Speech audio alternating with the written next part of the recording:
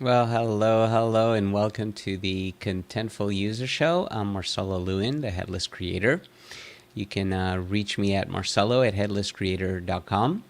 Welcome to episode 5 of the Contentful User Show. And today I'm going to be giving you some tips actually on Contentful from the authoring perspective. There's some really neat things you can do in the web admin portion that hopefully these tips will help you out.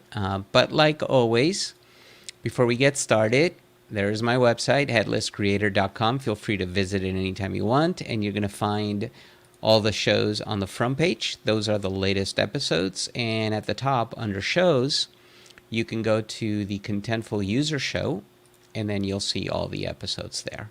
And then you just click on the specific episode and you'll be able to watch the on-demand version there. And like always, if you do enjoy what you're watching and you find it valuable, feel free to make a donation by clicking on this button.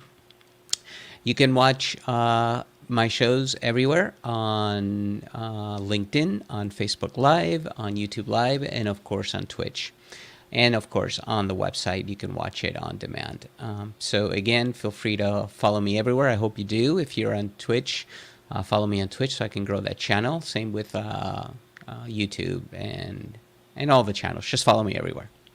All right, so why don't we get started? Let's go to Contentful here. Here we are in Contentful, and let's see. I've got, I think about 6 tips I'm going to share with you today. So why don't we start with the first one, which is always a perfect place to start, is to start with the first thing.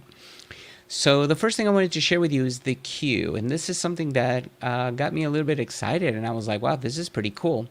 But using the queue shortcut, which stands for quick search. So if you go to content, for example, and you have a variety of content entries here, right, as you can see. And let's say I'm in the product AA entry and I want to attach something to a reference and I just don't remember it. And before I click on add reference, I want to look it up. Well, because let's say you want to, before you attach it, because once you click on add reference and select it, it'll attach it, right? But you want to do a quick search prior to doing that. If you're in the browser here, and make sure you click inside here as I'm clicking, because you have to be in focus in the browser.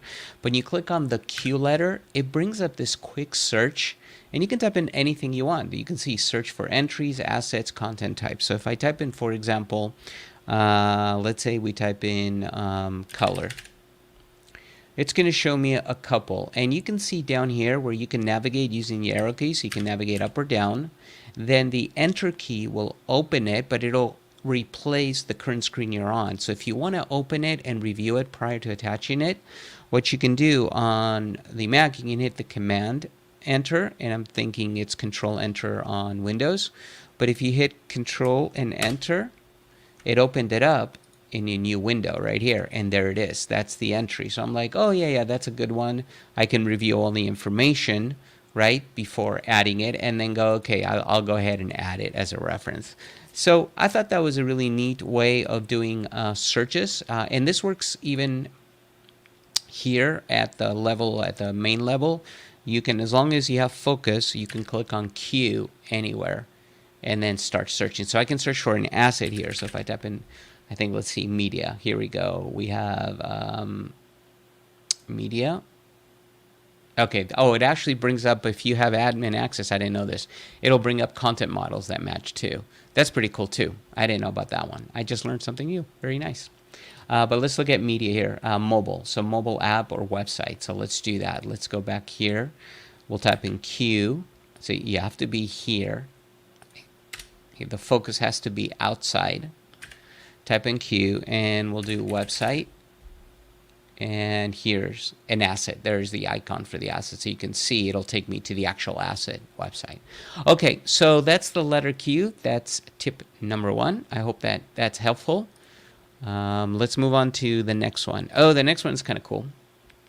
Something I've been wanting for a while, because what we do is we integrate content types with other systems. But sometimes we want to see that integration field, which may be an ID, let's say, but we don't want to allow the user to edit it, but they may need that ID for reference, right? So one thing you can do now, which you couldn't before, was, let's go to my content model. I'm going to take this test content type real quick. I'm going to add a field for a second. Just going to call it,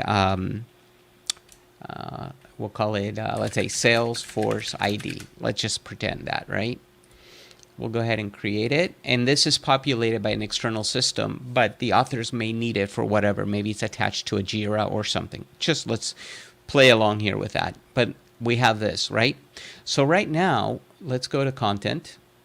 We'll go to test.